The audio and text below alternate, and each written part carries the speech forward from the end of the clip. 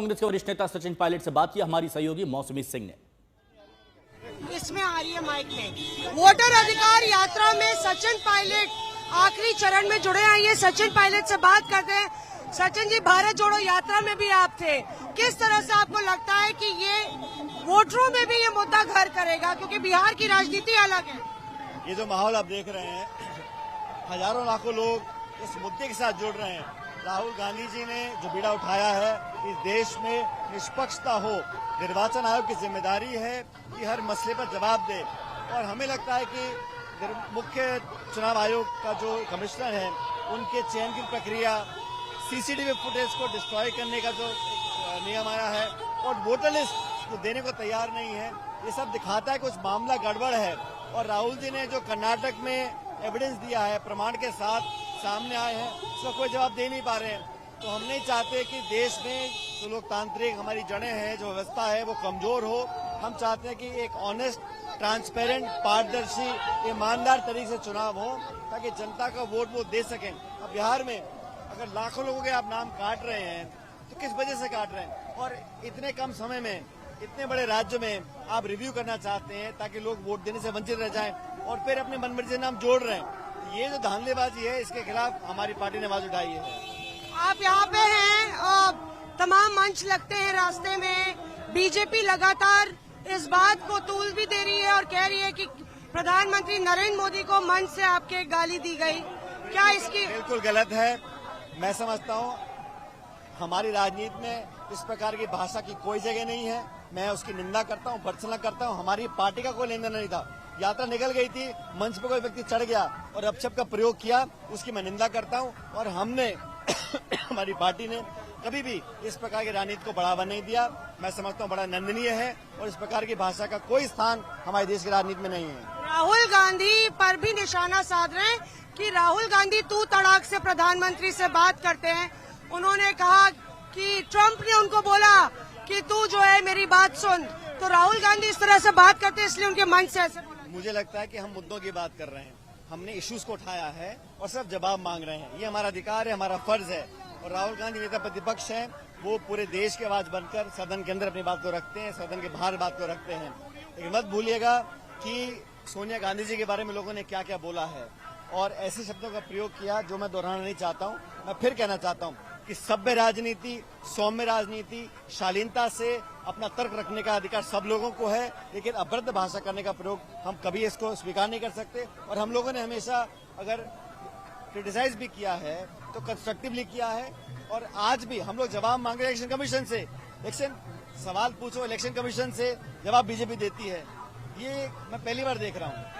यहाँ पे कह रहे हैं कि अगर आपके मन से हुआ तो कांग्रेस माफी मांग ले, राहुल गांधी माफी मांगे बीजेपी की। मैंने कहा हमारा कोई से लेना देना नहीं है भाई, हमारा कोई नेता नहीं है, कोई वर्कर नहीं है। अब मंच पे इतनी भीड़ है, कोई मंच पे चढ़ जाए और उल्टा सीधा बोले, उसका क्या इलाज है? लेकिन फिर भी मैं कहता हूं कि इस प्रकार की भाषा का प्रयोग किसी के बारे में किसी को नहीं करना चाहिए।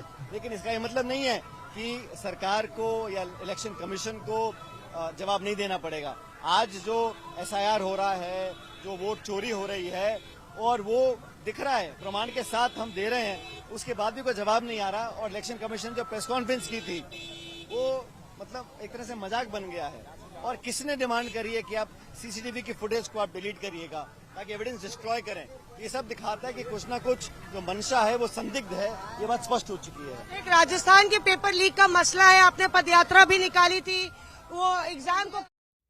तो सवाल यहां पर उठाए गए, अब शब्दों की बात कही गई तो यहां पर चाल चरित्र की बात सचिन पायलट करते हुए दिखाई दिए। वहीं बिहार में यह मुद्दा बेहद गर्म हो गया है। तो बिहार में बीजेपी के जो सहयोगी हैं चिराग पासवान, ललन सिंह, उनका इस मुद्दे पर क्या कहना है, तो वो भी आपको सुनाते हैं। इस तरीके से गाली गलौज करना, वो भी देश के प्रधानमंत्री के लिए, ये कतई कोई स्वीकार नहीं कर सकता।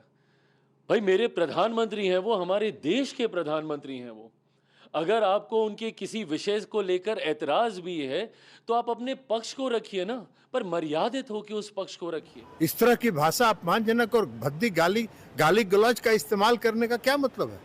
ये लोकतंत्र है क्या? यही लोकतंत्र में होता है। प्रधानमंत्री को गाली दे रहे हैं तो ये आपका जो कुंठा है वो कुंठा चरम पर है।